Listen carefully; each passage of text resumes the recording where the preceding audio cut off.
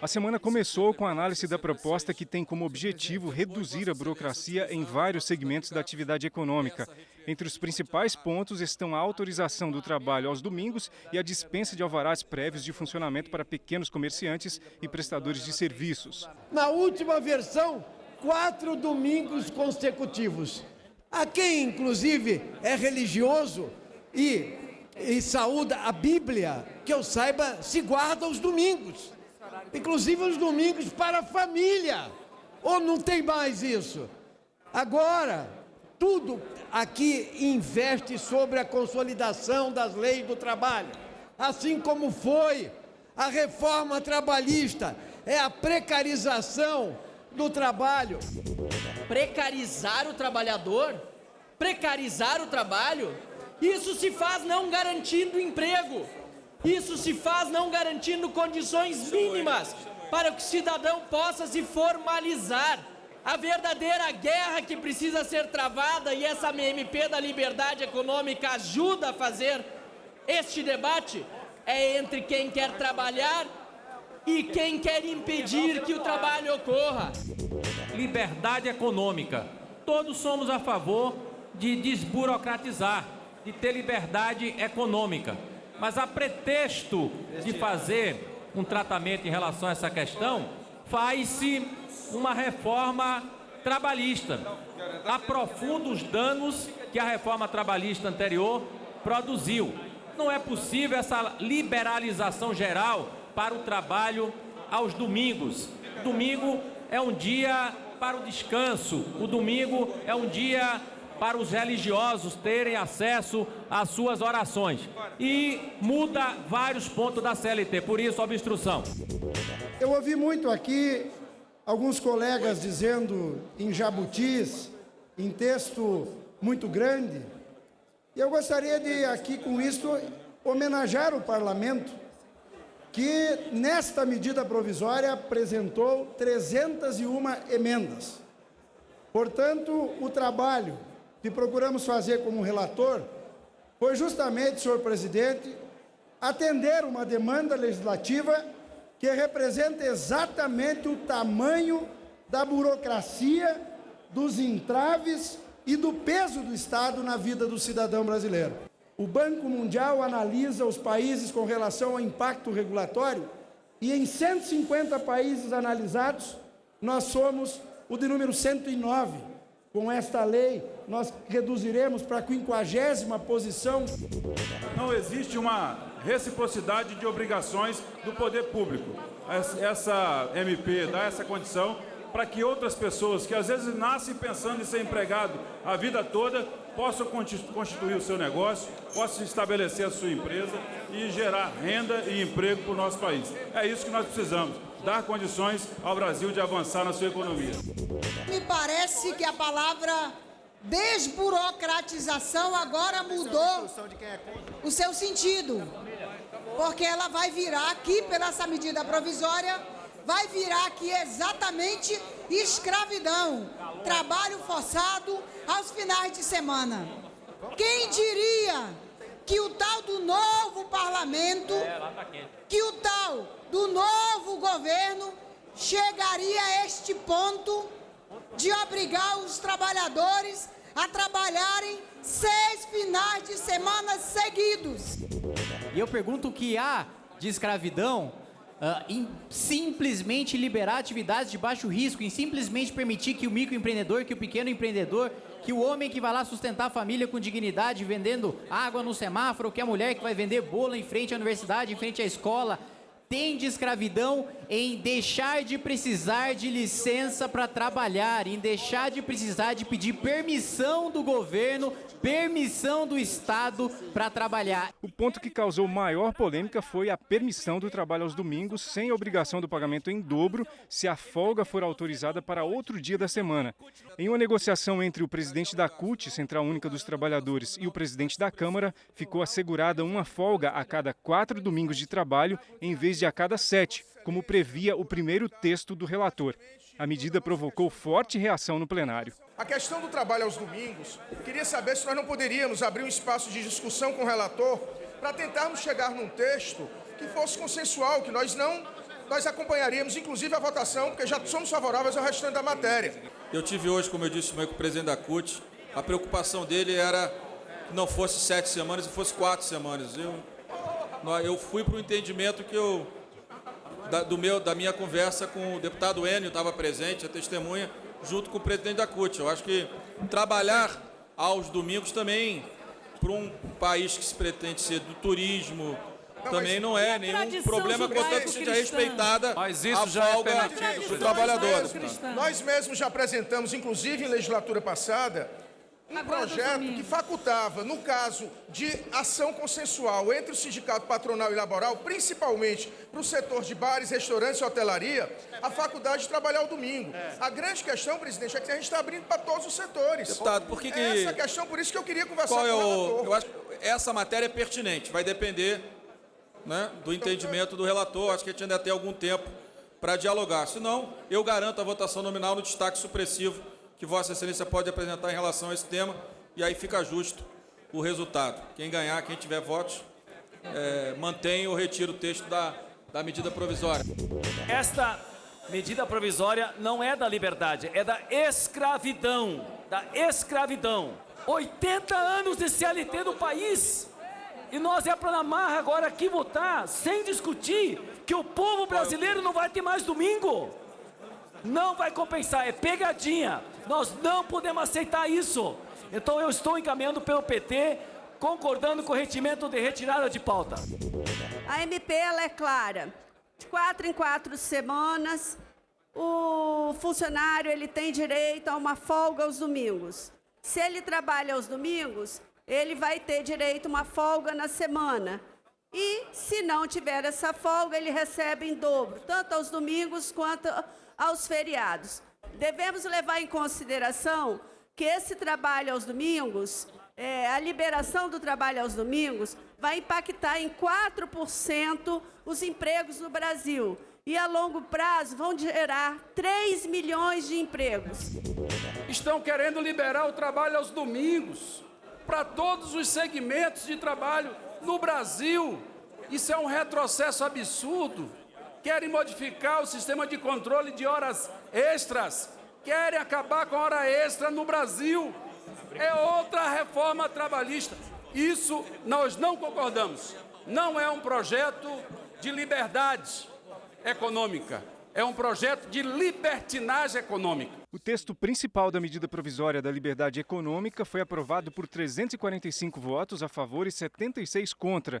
Dos 16 destaques, tentativas de modificação ao texto, o que provocou mais divergências foi novamente a questão do trabalho aos domingos, mas dessa vez o ponto central foi o aval dos sindicatos. Modificações propostas pelo PCdoB e PDT queriam que o trabalho aos domingos fosse avalizado pelos sindicatos de cada categoria. A proposta será analisada agora pelo plenário do Senado.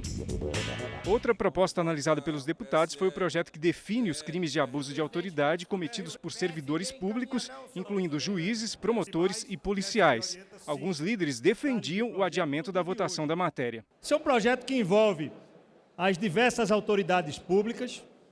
Por mais que tenha no texto que ele se aplica a todas as autoridades, está muito claro também no texto de que nenhuma das penalidades, por exemplo, se aplica aos parlamentares. Não tem nenhuma, nós não temos poder para infringir essa lei.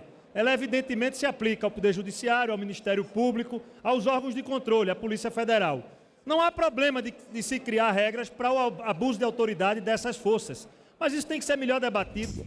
Nós entendemos que tem realmente uma perspectiva razoável na medida em que só se pune o abuso doloso, deliberado, voltado a favorecer ou a beneficiar alguém. Atinge todos os poderes, todos os agentes públicos. No entanto, nós que votamos a favor da urgência, achamos que não há razão, nós precisamos discutir com a nossa bancada.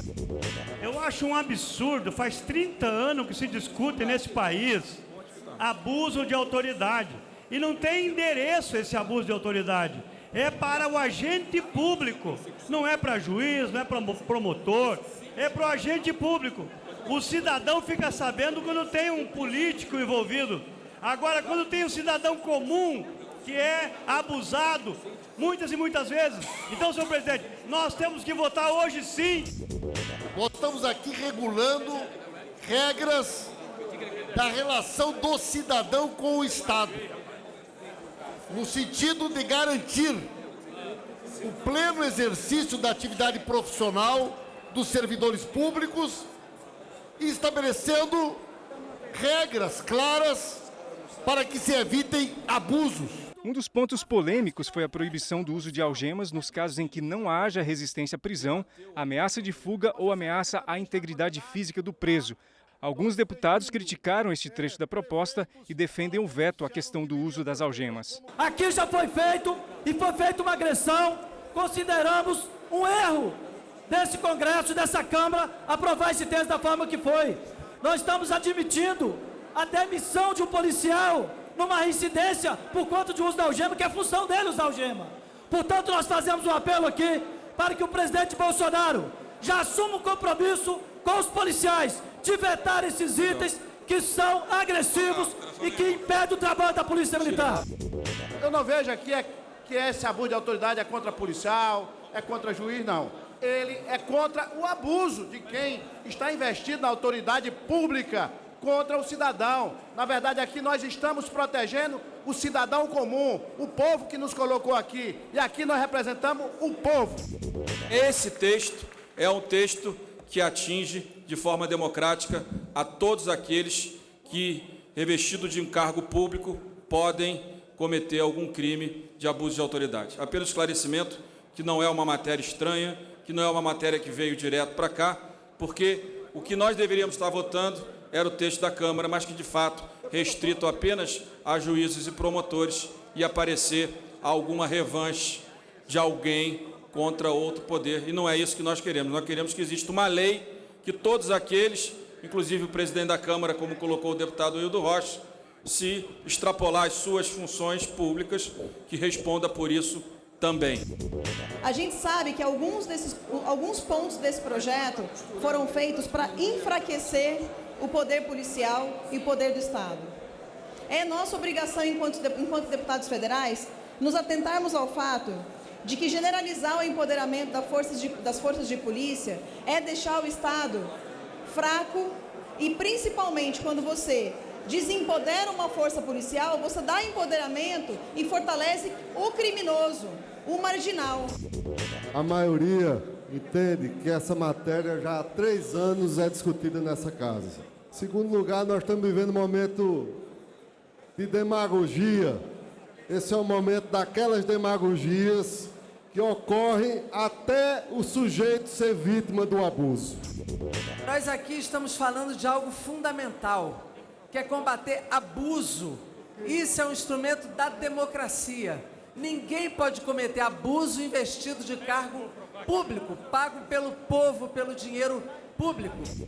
Não se pode admitir que um policial, no exercício da sua função, muitas vezes num momento de tensão, que não tem condição de avaliar como poderia ser avaliado depois, calmamente, num gabinete de um juiz, avaliar se naquele momento uma algema seria ou não necessária. Só quem pode avaliar isso é o policial na hora da prisão. Contudo, se mais tarde um promotor, um juiz entenderem que aquela algema foi abusiva, esse policial poderá ser suspenso, até mesmo perder a sua função. Portanto, esse artigo 4º, ele é um dos piores artigos dessa lei e ele precisa ser retirado. Estamos hoje eliminando da nossa sociedade os inimputáveis. Ninguém mais hoje está acima da lei. Ninguém mais hoje está acima de nenhum outro cidadão.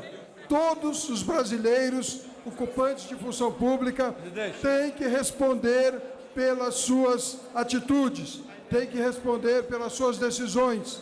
E fiquem tranquilos, vão dormir tranquilos os bons policiais, os bons promotores, os bons juízes, os bons servidores públicos. Durmam em paz. Este projeto é para punir aqueles que abusam da sua autoridade contra qualquer cidadão brasileiro. A proposta segue agora para a sanção presidencial. plenário aprovou também urgência para o projeto do governo que permite a concessão de porte de armas de fogo para novas categorias, além das previstas no Estatuto do Desarmamento. A proposta deve ser votada na próxima semana.